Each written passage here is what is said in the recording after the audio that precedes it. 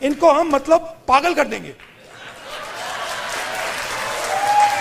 मैं आपको बता रहा हूं, नरेंद्र मोदी रात को नहीं सोता है।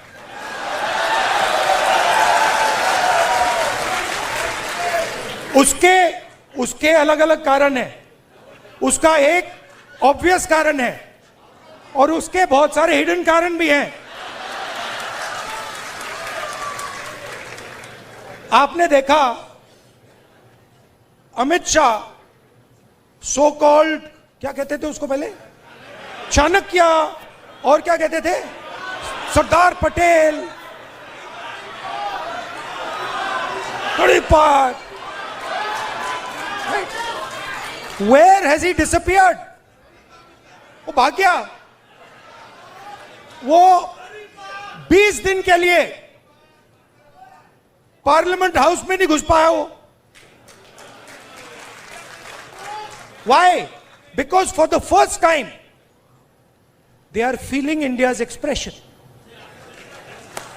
और अब इनको बात समझ आ गई है कि अब ये देश अपने आप को एक्सप्रेस करने से नहीं रुकने देगा। ये चल रहा है गया, और आपको अपना छोटा सा मतलब आरएसएस का ऑर्डर क्रिएट करना है, क्रिएट कर दो, उठा के तोड़ के फेंक देगा। आरएसएस क्या था? आरएसएस जो छोटा बिजनेसमैन था, मैंने स्टडी की ये बात, जो छोटे छोटे बिजनेस वाले थे, मिठाई की दुकान चलाते थे, सोनार थे, लोहार थे, इनकी फोर्स थी। उनको तो उन्होंने धोखा दे दिया, मार दिया। वो तो सब मर गए। आरएसएस ने डीमोनेटाइजेशन कर दिया, जीएसटी कर दी, और अपने ही लोगों को धोखा दे दिया, खत्म कर दिया। उसके बाद क्या हुआ? शुरुआत कैसे हुई? शुरुआत वाजपेयी जी के टाइम में प्रमोद महाजन ने की। कैपिटल इंजेक्शन को आरएसएस के अंदर उसने डाला, पहला फर्स्ट स्टेप। और second step Narendra Modi. Final corporatisation of RSS और Narendra Modi. It's obvious. RSS as original force is dead. We are not fighting. They're finished. They're gone. Now, RSS is an instrument of large capital. They are servants of Mr. Adani, just like Mr. Modi is servant of Mr. Adani. हमारी patrolling area में China ने अरुणाचल में हमें patrolling करने से मना कर दिया कि भैया हाँ ठीक है, वो सब बात ठीक है, ये आपकी जमीन है, मगर आप यहां पेट्रोलिंग नहीं कर सकते। राजनाथ सिंह जी, अमित शाह जी और नरेंद्र मोदी जी की हवा निकल गई है। वो क्या कर रहे हैं? ऑपरेशन अभी चल रहा है। सारे मीडिया के एडिटर्स को कॉल कर रहे हैं कि भैया ये बात आप अपने अखबारों में मत डालो, छुपाओ।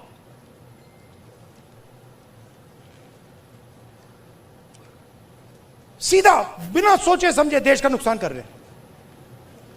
मैंने देखा, नहीं मैंने अपनी आंखों से देखा, गलवान के बाद प्रधानमंत्री आए, जूम कॉल थी। प्रधानमंत्री कहते हैं हिंदुस्तान की जमीन का 1 इंच चाइना ने नहीं लिया।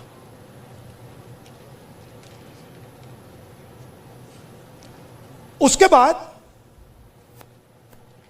आर्मी कहती है कि भैया हिंदुस्तान की जमीन तो ले गए। आप सोचिए, चाइना को मैसेज किया गया। चाइना के नेगोशिएटर्स ने हमारे नेगोशिएटर से कहा कि आप क्या बकवास कर रहे हो, आपके प्रधानमंत्री ने बोला हमारी आपकी जमीन नहीं गई।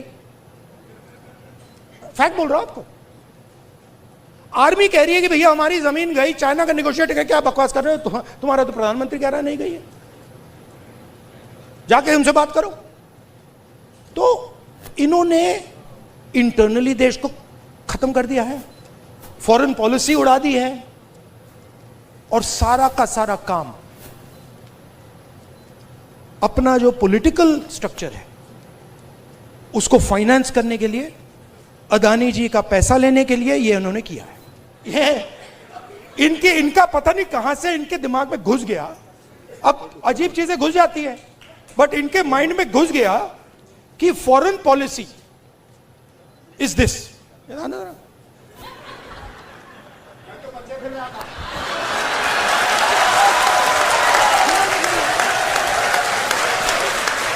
अब पता नहीं किसने डाला, कहां से घुसा कि भाई फॉरेन पॉलिसी का मतलब इमेजिन, एक्सप्रेशन को दबाना नहीं है, कोई भी हो। और मैं आपको बात को और भी आगे ले जाता हूं। जिस दिन आरएसएस के एक्सप्रेशन को देश से खत्म करने की बात शुरू हुई, उस दिन मैं उनकी रक्षा करूंगा, क्योंकि उनका भी एक्सप्रेशन है। हमारा ये नहीं है, हम कह रहे हैं कि भैया सब लोगों का एक्सप्रेशन होना चाहिए। जो आपके दिल में, आप खुल के बोलो, डरने की कोई जरूरत नहीं है। आप किसी और को नहीं दबा सकते। आप ये नहीं कह सकते कि भैया देखो आप सिख हो तो आप गुरु नानक की बात नहीं कर सकते, आप मुसलमान हो तो आप अल्लाह की बात नहीं कर सकते, आप जैन हो तो आप महावीर जी की बात नहीं कर सकते, आप हिंदू हो तो आप शिव की बात नहीं कर सकते। नहीं, जिसको जो बात करनी है, जो भी जिसके भी दिल में है, उसको बोलना चाहिए। उसके बाद देखेंगे, बात अच्छी नहीं लगी तो फिर कहेंगे उससे कि भैया देखो ये आपने जो बोला है ना, ये इसने मूड खराब कर दिया, इसको आप दूसरे तरीके से, पहले बोलेंगे इसको आप दूसरे तरीके से बोलिए, प्यार से बोलिए। तो जब देश में एक्सप्रेशन बाहर निकलेगा तो देश की ऊर्जा, देश की जो स्ट्रेंथ है वो पूरी दुनिया को दिखाई देगी। ये क्या कर रहे हैं? ये देश पर एक्सप्रेशन को मार रहे हैं।